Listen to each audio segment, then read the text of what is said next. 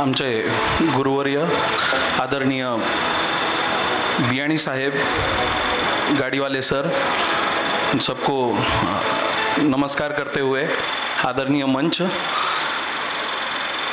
और मेरे सभी प्यारे सहकारी और मेरे वरिष्ठ अधिकारी साहब, सभी लोग, पीवी शर्मा साहब, लायक निर्लीकर साहब, मंजीत साहब,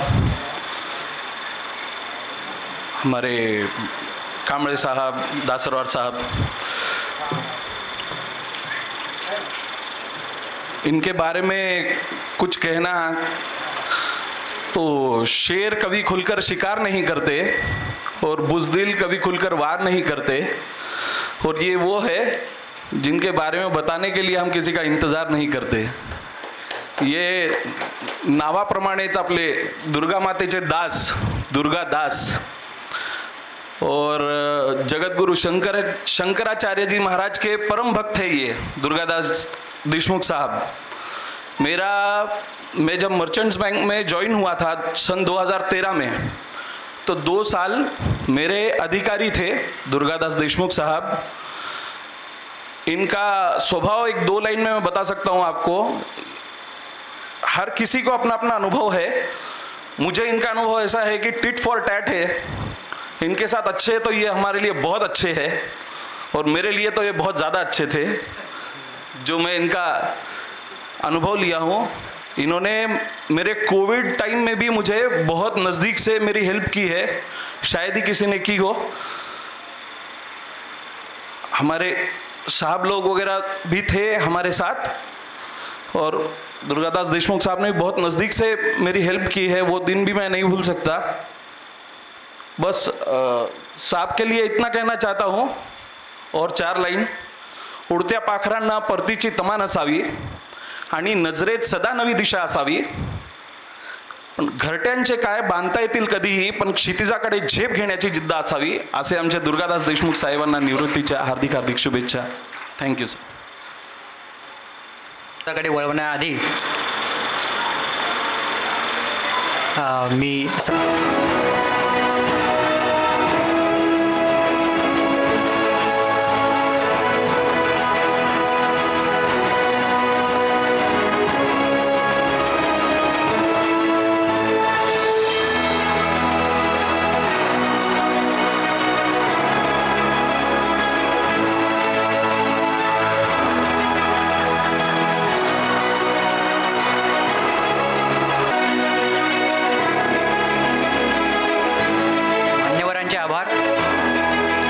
त्यांनी आपले मनोगत थोडक्यात व्यक्त करावे ही विनंती.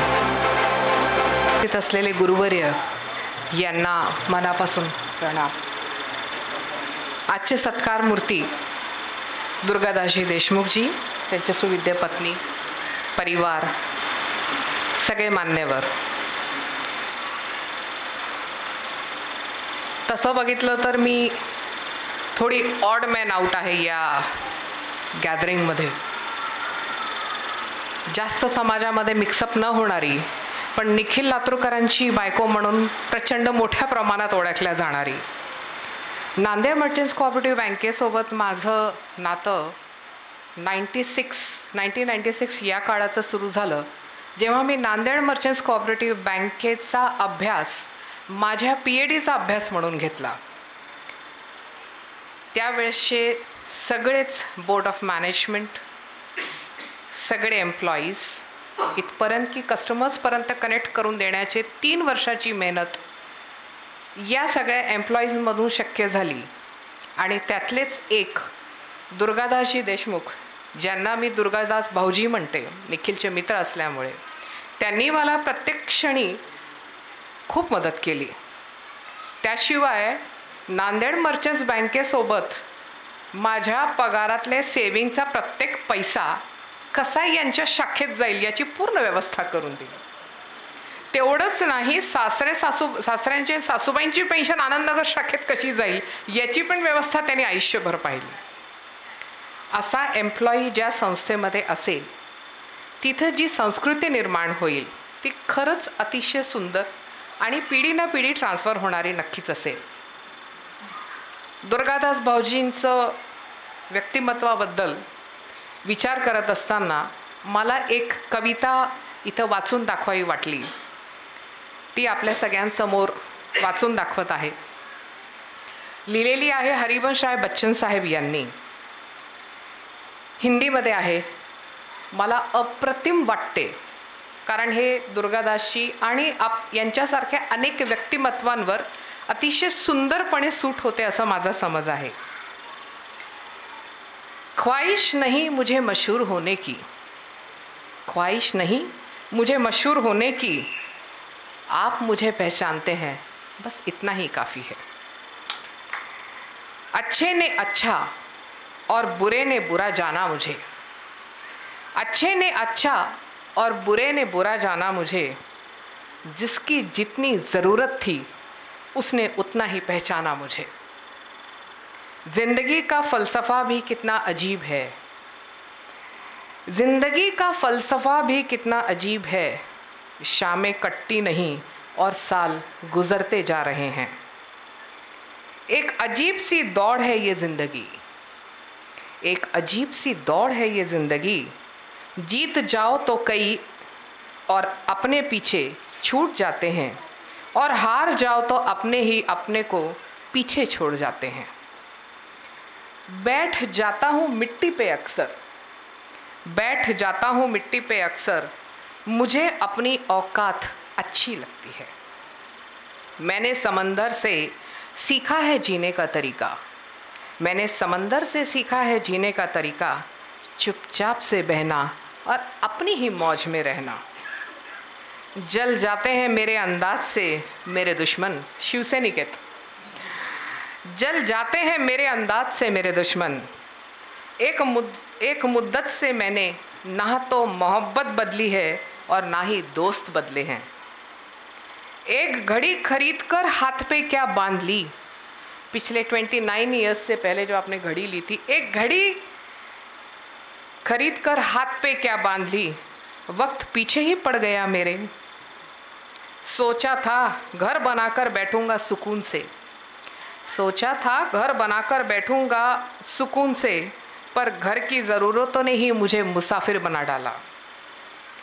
सुकून की बात मत कर, बचपन का इतवार अब फिर नहीं आता.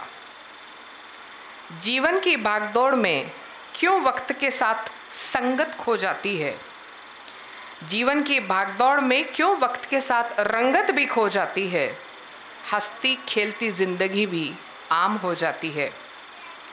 एक सवेरा था जब हंसकर उठते थे हम, एक सवेरा था जब हंसकर उठते थे हम, और आज कई बार बिना मुस्कुराए शाम हो जाती है.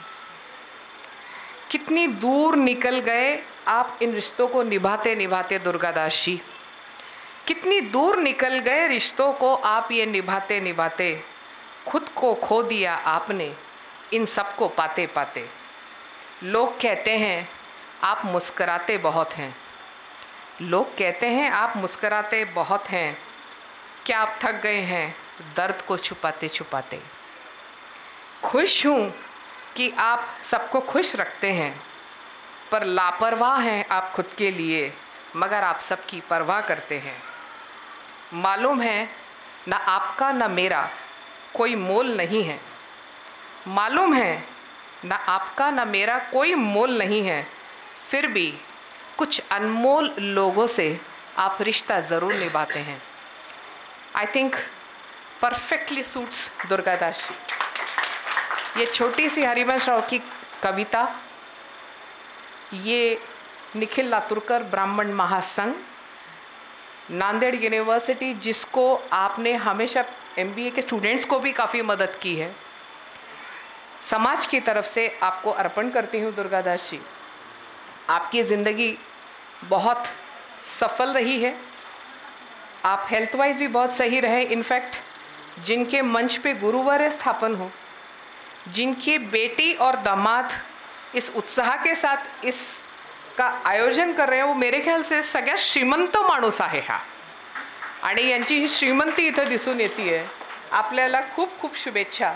आपलं आयुष्य खूप छान अजून पुढे जावं अशी शुभेच्छा व्यक्त करते. धन्यवाद. फॉर दॅट हे त्यांचं वागणं आहे. सर, दुर्गा माता आपल्या प्रियजनांना तितकंच मायेचं स्वरूप आणि प्रेम देते आणि वेळ आलीच तर काली मातेचा देखील अवतार घेते.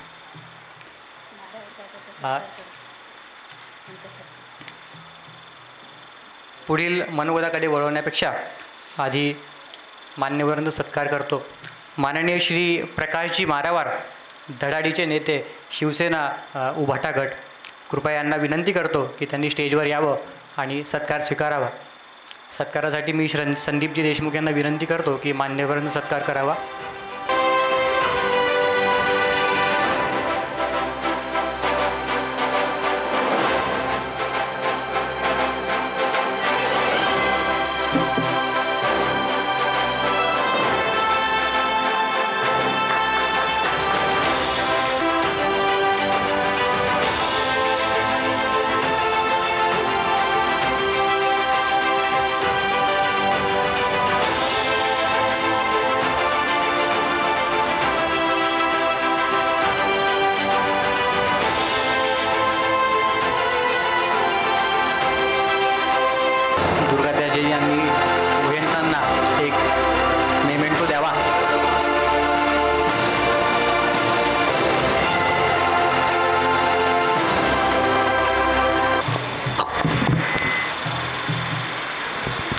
ज्यांच्या पदस्पर्शानं व्यासपीठ पवित्र झालं आहे असे आदरणीय कालिदासजी महाराज, तुमच्या माझ्या सगळ्यांच्याच हृदयामध्ये ज्या प्रजावाणीचं स्थान आहे त्या प्रजावाणीचे संपादक गोवर्धनजी बियाणी,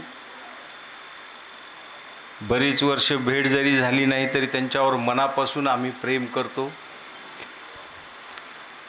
ह्या कार्यक्रमाला उपस्थित असलेले नांदेड मर्चंट बँकेचे अधिकारी, ज्यांचा सत्कार आपण करतो आहोत असे दुर्गादासजी, आणि अतिशय मंत्रमुग्ध होऊन जे ऐकता आहात आपण सगळे अशा सन्माननीय व्यक्ती. मी दुर्गादास देशमुख यांना एक काय दिलं आहे, त्याला सन्मानपत्र म्हणायचं, मानपत्र म्हणायचं का भाव काय म्हणायचं, या प्रश्नाचं उत्तर मी तुमच्यावर सोपवतो आणि जे मी दिलं आहे ते काय आहे हे आपणासमोर ठेवतो. श्री दुर्गादास देशमुख म्हणजे सर्वांच्या सुखदुःखाला निस्वार्थपणे धावून जाणारे धार्मिक, सामाजिक व राष्ट्रीय विचाराने भारलेले व्यक्तिमत्व. शुभेच्छांच्या फुलात भावनांचे गंध. खरं म्हणजे निवृत्तीवर आता तुम्ही पण दुर्गादासजी 29 वर्ष नोकरी केली बँकेमध्ये, मी सुद्धा योगायोगानं 36 वर्ष स्टेट बँकेत काम केलं. बँकेमध्ये आकड्यांच्या वृक्ष वातावरणामध्ये काम करून बँकेच्या बाहेर सामाजिक जीवनाची एक बँक आहे यावर विश्वास ठेवणारे आपण सगळे आहोत. आणि त्याच्यानंतर मी तर अजून एका वृक्ष वातावरणामध्ये गेलो, ते म्हणजे माझं सांगितलं त्यांनी की मी ॲडव्होकेट आहे म्हणून, तर अजून वृक्ष अशा विषयामध्ये मी गेलो. पण निवृत्ती नव्हे, हा तर नव्या जीवनाचा शुभारंभ. उद्याचा सूर्य तुमच्यासाठी यशाची अनेक दालनं घेऊन येतोय. तुमच्या यशाचं आभाळ अधिकाधिक विस्तारित होत जावं.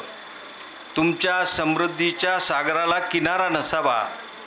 तुमच्या आनंदाची फुलं सदैव बहरलेली असावीत आणि एकंदरीत तुमचं आयुष्य एक अनमोल आदर्श बनावं. आनंदाचे मेघ दाटून येतात आणि आभाळ गाऊ लागतं. आपल्याच मस्तीत दंग होऊन सारं रान न्हावू लागतं. निवृत्तीची हाक गेली दूर सागरावरती आणि किनारी आली शुभेच्छांची भरती. काही माणसं मनाने हळवी, सच्ची आणि प्रामाणिक असतात. अशा माणसांपैकीच तुम्ही एक. सदैव सर्वांवर प्रेमाचा वर्षाव करणारे कठीण सारे तुमच्यासाठी सुगम हो. कृतार्थतेचे वेचित मोल काळ पुढचा रम्य जावो. मंगल शुभेच्छा सहित. मी आपला जास्त वेळ घेणार नाही, पण दुर्गादास देशमुख, खरं म्हणजे दुर्गादासराव म्हणावं का दुर्गादासजी म्हणावं, अनेक म्हणजे 1-2 मिनटं मी खूप वेळ केला, विचार केला आणि मग माझ्या लक्षात असं आलं की दुर्गादास देशमुख या शब्दामध्ये जे प्रेम आहे, या शब्दामध्ये जी आपुलकी आहे, ते दुर्गादासराव या शब्दात नाही. ती मला शोधूनही सापडली नाही. खरं म्हणजे आदरणीय शंकराचार्यांचा इथे उल्लेख झाला होता. शंकरो शंकर साक्षात असं म्हणलं जातं. शंकराचार्य म्हणजे शंकराचंच रूप.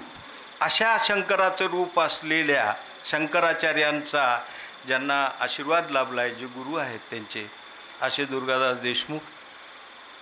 आपल्या सगळ्यांनाच माहिती आहे की व ते सगळ्यांच्या सुखदुःखाला धावून जातात. नांदेड मर्चंट बँकेमध्ये त्यांनी काम केलं.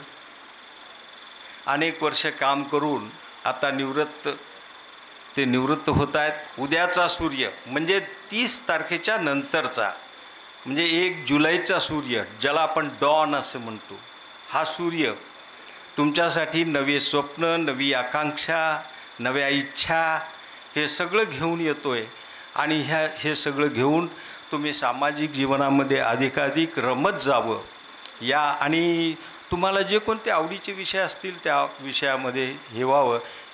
रिटायर होऊ नये असंही अतिशय सुंदर संचलन चाललेलं आहे.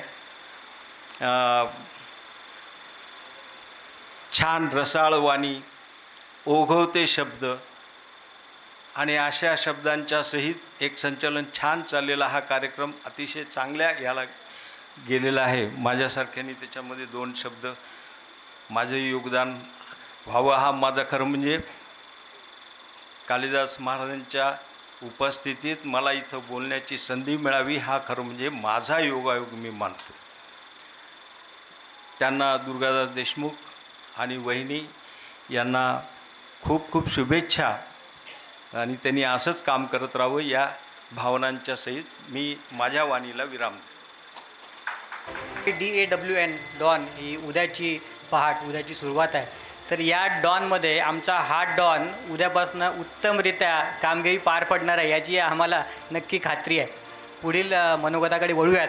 माननीय श्री गोवर्धनजी बियाणी, माजी अध्यक्ष व सन्माननीय सदस्य नांदेड मर्चंट बँक आणि दैनिक प्रजावाणी संपादक. मंचावर उपस्थित आदरणीय गुरुवर्य, ज्यांच्यासाठी आपण या ठिकाणी एकत्र जमलो, आमच्या बँकेचे लेखापाल आणि उत्कृष्ट कर्मचारी दुर्गादास देशमुख आणि त्यांच्या सुविद्य पत्नी. मित्रांनो, सर्वांनी भरभरून बोललं दुर्गादासच्या बाबतीत. खऱ्या अर्थाने बोलण्यासारखं आता काहीच शिल्लक राहिलं नाही, उरलं नाही. तरी काही ज्या काही आठवणी आहेत, जे काही अनुभव आहेत दुर्गादासच्या बाबतीत, त्याचा उल्लेख करणं मला या ठिकाणी वाटतं की थोडंसं आवश्यक आहे. मर्चंट बँकेचे जी प्रगती केली, मर्चंट बँकेने जी प्रगती केली त्यात अनेक कर्मचाऱ्यांचा वाटा आहे. पण तो मला असं वाटतं की आत्ता कोणीतरी उल्लेख केला आपल्या मनोगतात की दुर्गादास म्हणजे एखादा खातेदार आला समजा त्या ठिकाणी एखादा खातं उघडायला की तो परत जाऊ देणार नाही, की त्याचं मग सेविंग अकाउंट असो, त्याचं करंट अकाउंट असो, त्याला अजून कुठली मदत पाहिजे असेल म्हणजे ती मदत मिळवून देणारा हा दुर्गादास. खऱ्या अर्थाने त्याच्या दुर्गादास नावात दास हा शब्द जो आहे फार महत्त्वाचा आहे. म्हणजे बँकेच्या सेवेत तो नेहमीच बरे म्हणजे धावून जाणारा आहे. परंतु मला असं वाटतं की सार्वजनिक जीवनातही कोणाला म्हणजे अडचणीच्या काळात कोणाला मदत हवी असेल तर तो दास म्हणून त्या ठिकाणी पटकन धावून जातो. अशी दुहेरी भूमिका निभावणारा हा दुर्गादास खऱ्या अर्थाने 30 तारखेला सेवानिवृत्त होत आहे. आपण कितीही म्हटलं सेवानिवृत्त एक शब्द असा आहे की थोडासा मनाला चटका लावून जातो. कारण की एवढ्या वर्षापासूनची सेवा एवढ्या लोकांशी संबंध, एवढ्या लोकांशी संवाद, आणि आपण निवृत्त होतोय आणि आता दुसरं आयुष्यात आपण आता पाऊल ठेवणार आहे. अशा अवस्थेत जी काही आपण मंडळी जे रोजचे संबंध आले, जे कोणी म्हणजे आपले मित्र त्या ठिकाणी बनले आणि त्यांना आता आपल्याला भेटता येणार नाही अशी एक रुखरुख मनात असते. परंतु या ठिकाणी हे एक विशेष उल्लेख करावा लागेल की दुर्गादासचे बाहेर एवढे संबंध आहेत, त्याची ती उणीव की कमतरता भासणार नाही निश्चितपणे, की एवढे संबंध त्यांनी जोपासले, एवढे संबंध त्यांनी निर्माण केले. खऱ्या अर्थाने खूप म्हणजे खूप लोकांना जमत नाही अशा गोष्टी, म्हणजे लोकांना जमत नाही. तर मला वाटतं दुर्गादासचं या ठिकाणी कौतुक करावं लागेल की अडीअडचणीच्या वेळेस कोणाच्या मदतीला जाऊन जाणं, त्याला मदत करणं, आपली घरची कामं सोडून त्या ठिकाणी जाणं, अशा परिस्थितीत त्यांनी म्हणजे एक मोठी कसरत त्यांनी म्हणजे त्या ठिकाणी केली असं मला या ठिकाणी सांगावंसं वाटतं. खऱ्या अर्थाने दुर्गादासचं एक वैशिष्ट्य आहे की तो दुर्गा अवतार केव्हा धारण करतो समजत नाही. दुर्गा अवतार बऱ्याचदा आज सकाळी तो घरी आला होता आणि त्याने एक किस्सा सांगितला की माझ्या बाबतीत कोणीतरी अपशब्द वापरला आणि लगेच त्याच्या अंगात दुर्गा अवतार एकदम म्हणजे धारण केलं त्यांनी वरे, आणि समोरच्या व्यक्तीला जे काही त्यांनी सांगायचं आहे की त्यांना समज दिली. आता बाकीच्या गोष्टी मी सांगत नाही, पण त्यांना समज दिली त्या व्यक्तीला, संबंधित व्यक्तीला. म्हणजे कोणाच्या बाबतीत म्हणजे वाईट म्हणायचं नाही आणि वाईट ऐकून घ्यायचं नाही. सर्वात महत्त्वाचा हा जो गुण आहे ना, तो सर्वात महत्त्वाचा दुर्गादासमध्ये आहे. आणि सर्व गुरुदास सरच्या बाबतीत म्हणजे सांगण्यासारखं खूप काही आहे खऱ्या अर्थाने बरे, पण वेळेचं आपल्याला बंधन पाळावंच लागतं. खऱ्या अर्थाने प्रत्येकाला या ठिकाणी म्हणजे निवृत्त व्हावं लागतं. घरात सूनबाई आल्यानंतर सासूबाईला थोडंसं निवृत्त व्हावंच लागतं, पण निवृत्त होऊ वाटत नाही खऱ्या अर्थाने. नवीन म्हणजे एखादा म्हणजे पिढीवर दुकानावर म्हणजे मुलगा बसायला लागला तर वडिलांना वाटतं यार की माझी जागा घ्यायला आला, परंतु शेवटी कुठेतरी प्रत्येकाला थांबावंच लागतं बरे, की सतत माणूस कार्यशील असतो, कृतिशील असतो, पण शेवटी कुठंतरी थांबणं आवश्यक आहे, कुठंतरी थांबणं आवश्यक आहे. आणि मला वाटतं की दुर्गादासने खूप सेवा केली बँकेची, आणि 29 वर्षाची सेवा करून तो उद्या सेवानिवृत्त होत आहे. आणि सेवानिवृत्त होणं म्हणजे सर्व काही संपलं असं काही नाही. मुळात दुसरं आयुष्य आता त्याचं सुरू होते, नवीन आयुष्य सुरू होते. आणि नव्या आयुष्यात म्हणजे त्याला म्हणजे पुढचं पाऊल टाकताना त्याला म्हणजे बँकेत जे काही अनुभव आले, जे काही म्हणजे ते बँकेत त्याला शिकता आलं, ते नव्या आयुष्यात त्याला निश्चितपणे कामाला येईल. त्याचा सर्वात एक महत्त्वाचा गुण म्हणजे संजय लाटकर IG आहे. म्हणजे सर्वसामान्यांना बोलताना म्हणजे एखाद्या कर्मचाऱ्याला बोलताना संजय लाटकर साहेबांशी की थोडासा विचार करतो की बोलू की नको साहेबांना वगैरे, पण हा आमचा जो दुर्गादास आहे की सहज म्हणजे संजय लाटकर साहेब IG म्हणजे आज खूप मोठा अधिकारी IG म्हणजे, पण त्यांच्याशी एवढा सहज बोलतो म्हणजे एवढे जवळचे संबंध. त्यांच्या मुलीच्या लग्नाच्या वेळी संजय लाटकर साहेब या ठिकाणी उपस्थित झाले, म्हणजे त्यांचे एवढे घरचे संबंध म्हणजे अनेकाशी या ठिकाणी साहेब आले, त्यांच्या संबंध असल्यामुळे साहेब या ठिकाणी उपस्थित आहेत. अनेक त्यांचे बालमित्र आहेत या ठिकाणी. अयलाने साहेबांनी एकत्र काम केल्याचं त्यांनी सांगितलं. आपल्याकडे CF हालक होते, त्यांच्याकडे दोघांनी एकत्रितपणे काम केले. त्यांनी कोणालाही विसरलं नाही, सर्वांना म्हणजे जे त्यांच्यासोबत काम केलं ते त्या ठिकाणी उपस्थित आहे. खऱ्या अर्थाने अनेक आठवणी या ठिकाणी म्हणजे आपल्याला म्हणजे ते जागवता आल्या. या ठिकाणी डॉक्टर रवींद्र बिलोलीकर आलेत, त्यांचेही खूप संबंध आहेत दुर्गादासचे माझ्या मते. आणि कुठलंही काम अश्विनीमध्ये असेल, कोणाला ॲडमिट करायचं असेल, कुठं त्याला मदत लागे असेल, लगेच बिलोलीकर साहेबांना सांगायचं की दुर्गादास की साहेब असंच आहे, माझा मित्र आहे, त्यांना आपल्याला मदत करावी लागेल. अशा पद्धतीचं म्हणजे दुर्गादास आज उद्या सेवानिवृत्त होते. खऱ्या अर्थाने नोकरी करताना म्हणजे एक दुहेरी कसरत असेल, म्हणजे घरचंही पाहावं लागतं बरे. नोकरी करताना फार महत्त्वाचं म्हणजे ती महत्त्वाची जबाबदारी आहे. म्हणजे नोकरी सांभाळताना आपलं घरही सांभाळावं लागतं, आणि घरी 2-2 कन्या म्हणजे अजून जास्त जबाबदारी. अशा अवस्थेत त्यांनी म्हणजे संस्कार दिले आपल्या मुलांना. खऱ्या अर्थाने एवढे भाग्यवान आहेत की दोन्ही जावई म्हणजे खऱ्या अर्थाने भाग्यवान म्हणावं लागेल बरं.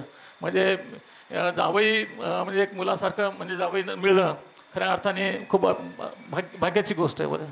आणि ते माझ्या मते दुर्गादास या बाबतीत खूप भाग्यशाली आहे की असे जावई त्यांना म्हणजे मिळाले. परत एकदा मी दुर्गादास या ठिकाणी खूप खूप म्हणजे अभिनंदन करतो. खूप चांगली सेवा केली खऱ्या अर्थाने वगैरे. आणि आता बरेच जण इथं नोकरीमध्ये आहेत की एकदा म्हणजे बँकेत नोकरी लागली किंवा शासकीय नोकरी लागली म्हणजे आपलं जीवन म्हणजे सफल झालं, सुधारलं असं अनेकांना वाटतं.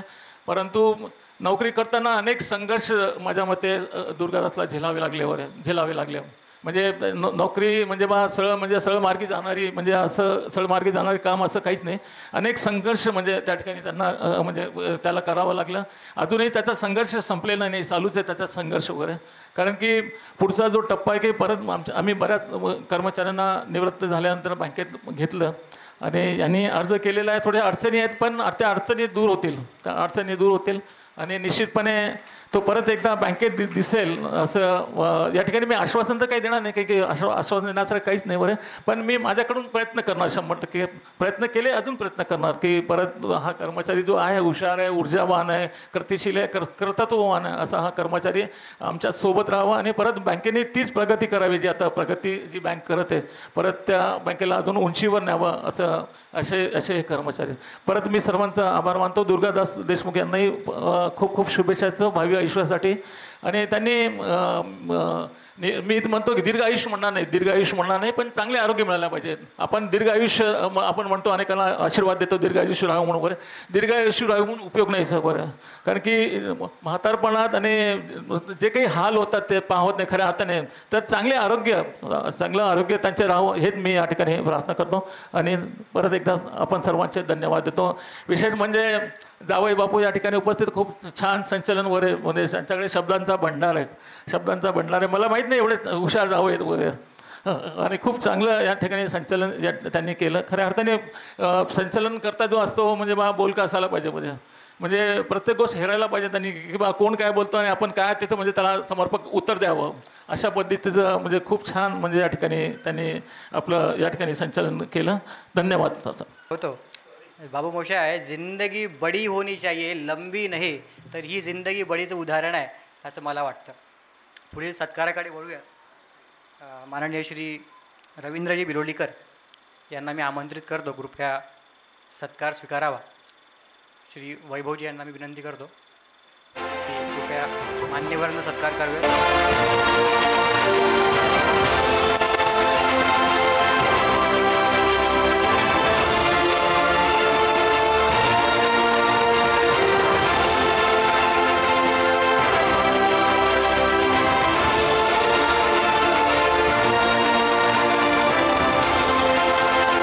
मांगल्ये शिवे सर्वार्थ साधिके शरण्ये त्र्यंबकी गौरी नारायणी नमोस्तुते. सभागृहामध्ये उपस्थित सगळ्या क्षेत्रातील आमच्या दुर्गादासरावच्या जीवनामध्ये अनेक पैलू पडल्यामुळं प्रत्येकाने एक पैलूचा हळूहळू प्रस्ताव मांडला. खूप आनंद वाटला. आणि त्या नावामध्येच एक आता मराठी शब्द आठवत नाही मला, आता 80च्या घरात मी गेलो त्यामुळं जादू अशी आहे की दास हा शेवटी शब्द आलेला आहे. दुर्गादास. आमच्या निरंजन महाराजांनी सुरुवातीला प्रस्तावना करताना असं सांगितलं की निखारा हा एक शब्द खूप आवडला मला. म्हणजे निखाऱ्यासारखं तेजस्वी जीवन. निखाऱ्याच्या जवळ जर माणूस गेला तर निखारा पळतो, पण त्याला सांभाळून ठेवल्यानंतर सगळी कामं त्या निखाऱ्यावरच होतात. निखाऱ्याला बाजूला करता येत नाही. एक आणि अनेक मनोगत व्यक्त केल्यानंतर एकाने, आता माझे काही म्हणजे परिचय नसल्यामुळं मला आठवणही नाही, परंतु एकाने सांगितले म्हणजे याच्यानंतर काय करणार तुम्ही, निवृत्तीनंतर काय करणार. सेवानिवृत्त हा शब्द इथं आलेला आहे. सेवानिवृत्तीनंतर उरलेलं आयुष्य कशामध्ये घालवणार. तर यांची 29 वर्षे नोकरी झाली आणि 29 वर्षाच्या कालामध्ये आत्तापर्यंत ज्या वक्त्याने आपलं मनोगत व्यक्त केलं त्या सगळ्या सद्गुणांचीच त्यांच्यात पूर्ण आत्तापर्यंत उल्लेख जो केला सगळ्या जीवनातल्या सद्गुणांचा उल्लेख केला. मी आता विचार करायला लागलो, म्हणलो समारोपामध्ये मला आमचे निरंजन महाराज काहीतरी बोला म्हणतील. सद्गुण आहेत आमच्या भगवद्गीतेमध्ये 26 आणि यांची सेवा झाली 29 वर्षाची. मग तुम्ही असं म्हणताल सगळे श्रोते की अजून 3 सद्गुण कोणते शिल्लक राहिले? 29 वर्षामध्ये 26 सद्गुण जर त्यांच्याकडे असतील, कारण प्रत्येकाने उल्लेख जो केला दुर्गुणांचं एकही नाही, सद्गुणांचाच उल्लेख केला. आणि खरंच आहे बरं का. आता परवा एक 5-7 वर्षामध्ये त्यांचं माझं नातं जरी झालं, तर त्यापूर्वीपासून मी त्यांना बालपणापासून ओळखतो दुर्गादासरावला. कारण त्यांची आणि माझी उपासना एकच आहे. दुर्गेचे दास आहेत ते, मी कालीचा दास आहे. झालं, माझं नाव कालिदास आहे, त्यांचं नाव दुर्गादास आहे. आम्ही दोघेही दासच आहोत ना. आणि त्यामुळं मला असं वाटतंय की जीवनामध्ये सद्गुण आणि दुर्गुणांचं सारखं युद्ध चालू असतं बरं का. बघा, थोडं विचार करायला लावण्यासारखी आमची संस्कृती एवढी चांगली आहे, भारतीय संस्कृती. त्यामध्ये भगवद्गीता पूर्ण विश्वाने मान्य केलं. कारण भगवद्गीता म्हणजे भगवंतानेच बोललेली आहे ना, ती दुसरं कोणाने बोललेली आहे ती. तर त्या सद्गुणांची फार मोठी गरज आहे. भगवद्गीतेमध्ये 16व्या अध्यायामध्ये असं सांगितलं की सद्गुण हे 26 आहेत आणि दुर्गुण फक्त 6च आहेत. दुर्गुण 6, सद्गुण 26.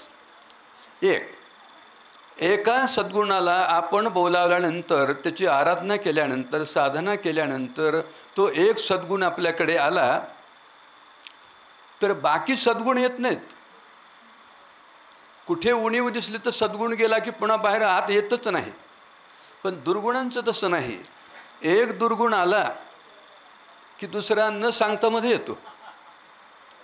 आंधळ्या माणसाला जेवायला जर सांगितलं, एक पान मांडता येत नाही, दुसरं पान मांडावं लागतं त्याच्यासोबत त्याला आणणारा.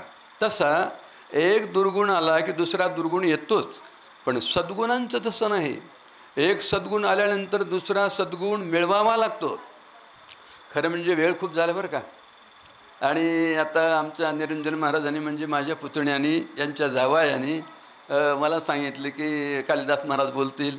आता मी मुळामध्ये प्रवचनकार, कीर्तनकार असल्यामुळं आणि मी जवळजवळ 35 वर्ष घोड्यावर प्रवास केला. आता गाडी आली, मुलांनी गाडी घेऊन दिली. 35 वर्ष घोड्यावर प्रवास केल्यानंतर घोड्याचा स्वभाव आणि मला पूर्ण म्हणजे 35 वर्ष त्याच्यावर बसल्यामुळे ते स्वभाव माहीतच आहे ना मला. घोड्याला एकदा चरण्यासाठी सोडलं ते रात्र आणि दिवस पाहतच नाही, सारखं चरत राहणार. पोट भरलं तरी चरत राहणार. तशी त्या घोड्यावर मी प्रवास केल्यामुळं आम्हालाही कीर्तनकारांना अशी सवय आहे, एकदा हे सगळे भेटले काय एवढे सगळे आम्हाला म्हणजे सगळ्या क्षेत्रातले भेटत नाहीत. आमच्याकडे ग्रामीण भागातले भेटतात ना आम्हाला. 80च्या घरचे पुढचे, 70च्या पुढचे, घरातून बाहेरून काढून दिलेले असे किंवा असे आलेले असतात. पण तुम्ही सगळ्या क्षेत्र आल्यामुळं मी विचार केला की आपल्या दुकानाला गिराईक चांगलं आलंच. आणि मग गिरायकाला पटेल असा एखाद्या आपण हळूहळू जर नमुना काढून दाखविला तर ते गिरायक कायमचं टिकेल ना. हा निरोप समारंभ झाल्यानंतर पुन्हा आहेच की आपल्याला. पण मी तुमचा जास्त वेळ घेत नाही, अगदी 2 मिनटामध्ये मी समारोप करतो. कारण पुन्हा आपल्याला बराच वेळ झाला आहे. त्यानंतर जेवणाची सोय केलेली आहे, फराळ केलेली आहे. एकच म्हणतो मी की सद्गुण 3 मिळविण्यापेक्षा आहे ते सद्गुण जपावेत आणि ते सद्गुण टिकवून ठेवण्यासाठी उर्वरित आयुष्य घालवावं.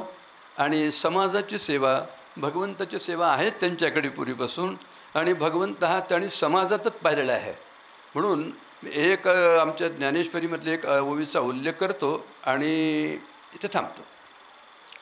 ज्ञानेश्वरीच्या 18व्या अध्यायामध्ये माऊलीने सांगितलं, स्वकर्मणा तमभ्यर्च सिद्ध्यं विंदती मानवः तया सर्वात्मका ईश्वरा स्वकर्म कुसुमांची माला पूजा होय केली अपारा तोषा लागी.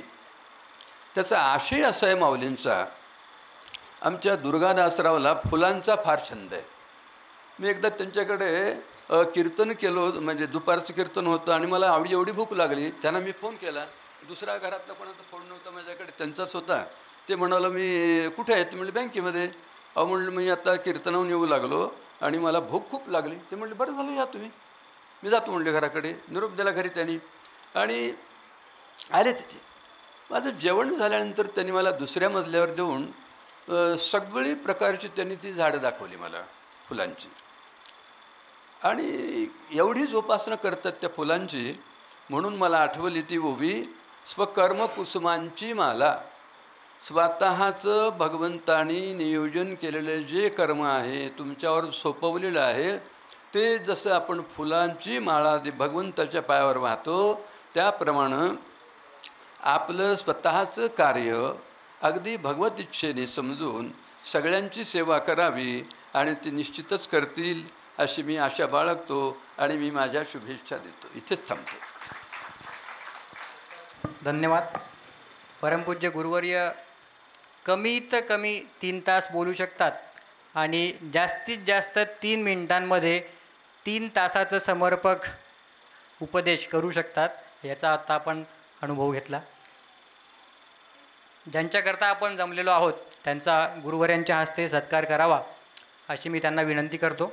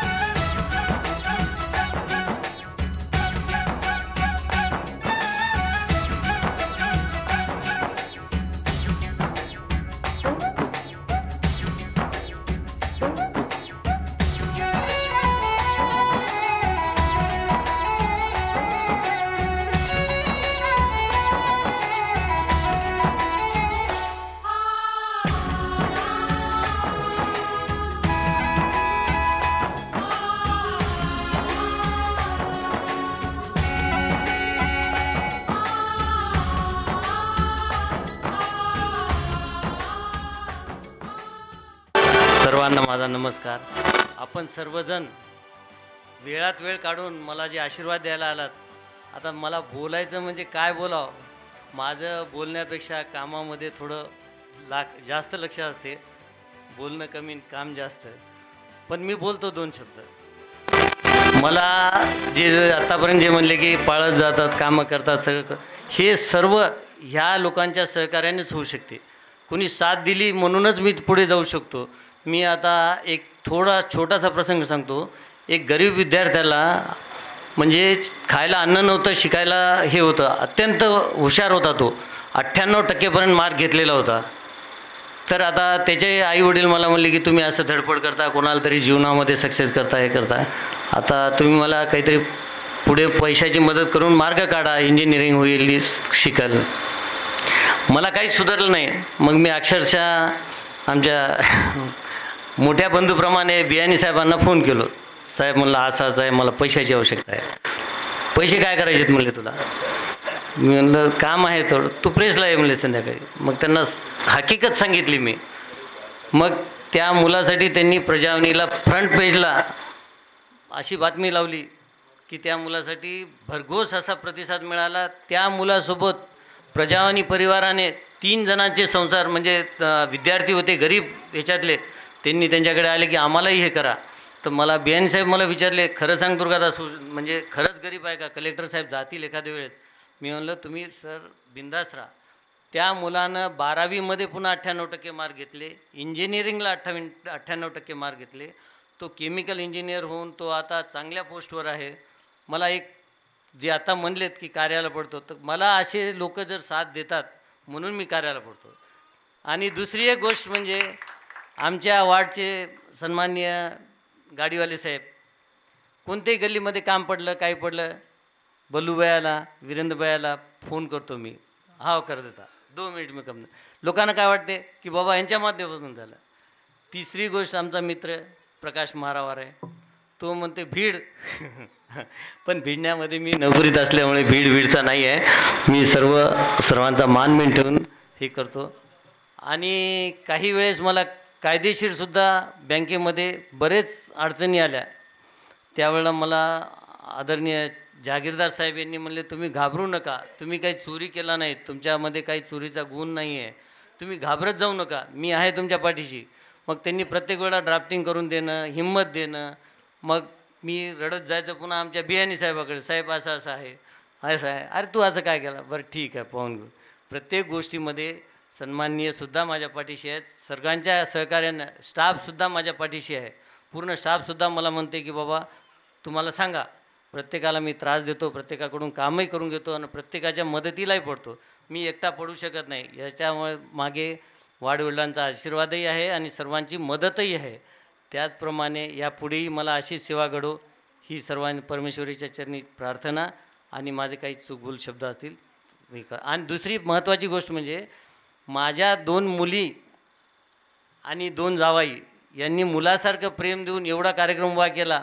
अक्षरशः सर्वांनाच कौतुक वाटायला. मला तर अंतःकरणातून म्हणजे बोलणं सुचत नाही आहे. माझ्या मुलाप्रमाणे त्यांनी माझं कौतुक केलं आहे. मी आयुष्यात कधी विचारही केलो नाही की माझं असं म्हणजे कौतुक होईल, मला मुलगा नाही आहे, हे नाही आहे असं विचार केलो. पण त्यांनी म्हणले बाबा तुम्ही घाबरत जाऊ नका, प्रत्येक गोष्टीला आम्ही आहोत तुमच्या पाठीशी. सर्व दृष्टीनं हे केले मला त्यांनी. आणि माझे बँकेतील सहकार्यांनी मला जेव्हा नोकरी करताना साथ दिली त्या सर्व सहकार्यांची, अधिकाऱ्यांचे मी ऋणी आहे. एवढे बोलून माझे 2 शब्द समजले. माणूस किती मोठा असला त्याच्या पदावरून हे कळणार नाही, तर त्याने कमवलेल्या माणसाच्या गर्दीवरून कळतं. आणि आत्ता आलेल्या ह्या सगळ्या बहुआयामी व्यक्तिमत्वांचं आणि वेगवेगळ्या क्षेत्रातल्या लोकांचं आलेलं ही गर्दी, त्यांची प्रसिद्धी, त्यांची माया आणि त्यांचं वलय हे दर्शवून देतं. आजचा समारंभ म्हणजे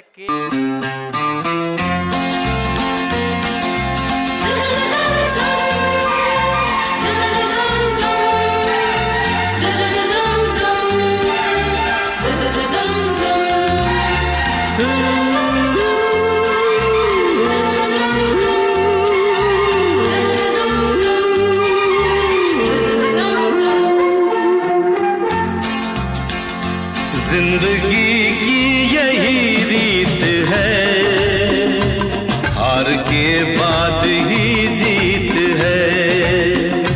जिंदगी की यही रीत है, हार के बाद ही जीत है. थोड़े आंसू हैं, थोड़ी हंसी, आज गम है तो कल है खुशी.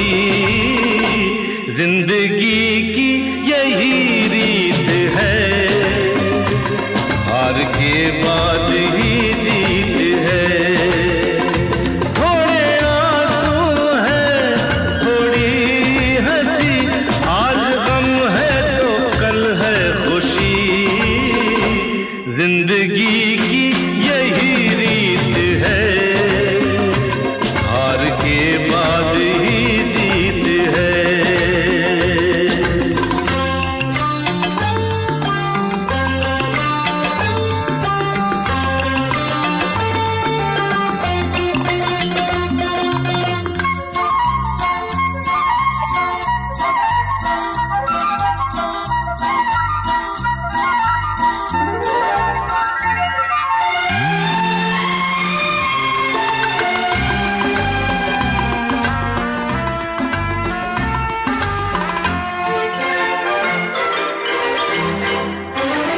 जिंदगी रात भी है, सवेरा भी है.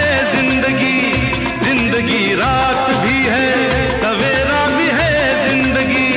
जिंदगी है सफर और बसेरा भी है. जिंदगी है सफर और बसेरा भी है. जिंदगी एक पल दर्द का गाँव है, दूसरा सुख भरी छाँव है.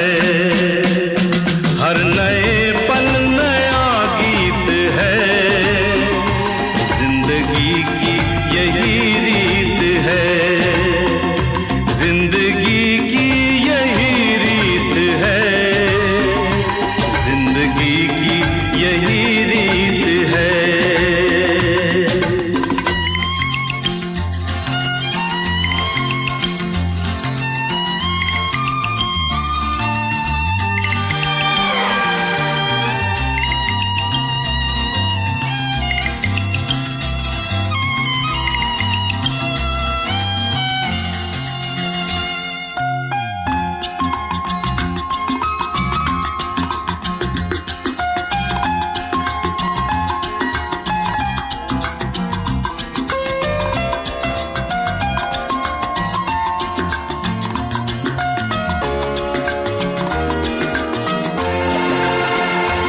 गम का बादल जो छाए तो हम मुस्कुराते रहे, गम का बादल जो छाए तो हम मुस्कुराते रहे, अपनी आँखों में आशाओं के दीप जलाते रहे।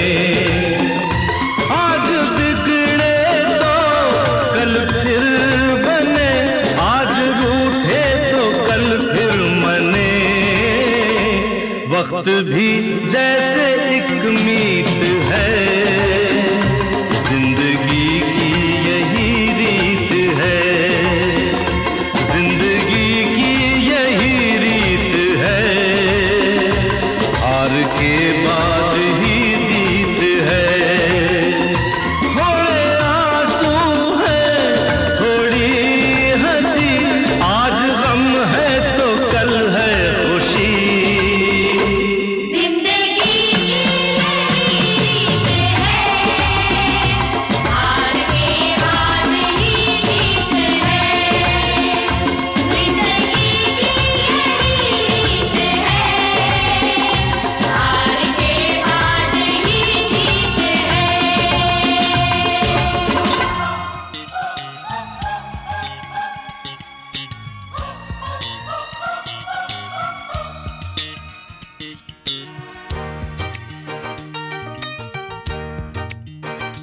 फूलों में खुशबू है, इस दिल में एक तू है, जन्मों के साथी हम साथ साथ हैं, जन्मों के साथी हम साथ साथ हैं। नैनों में ज्योति है, सीपी में मोती है, जन्मों के साथी हम साथ साथ हैं, जन्मों के साथी हम साथ साथ हैं।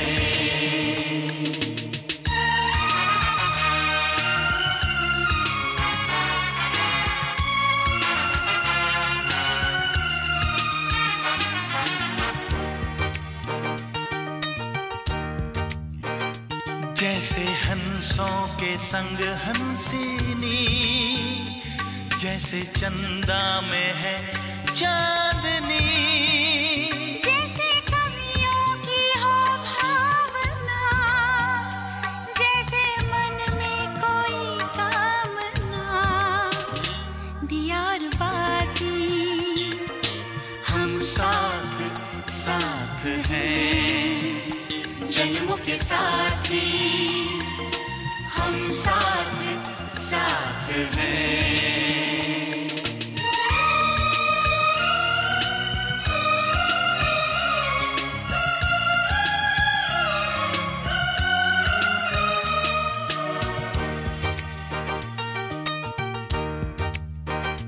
जैसे आँखों में हो शोखियाँ, जैसे होठों पे हो सुर्खियाँ, जैसे सावन में छावे जिया, जैसे सजनी के संग हो पिया, दियार बाती हम साथ साथ हैं, जन्मों के साथी हम साथ साथ हैं। फूलों में खुशबू है, इस दिल में एक तू है, जन्मों के साथी हम साथ साथ हैं, जन्मों के साथी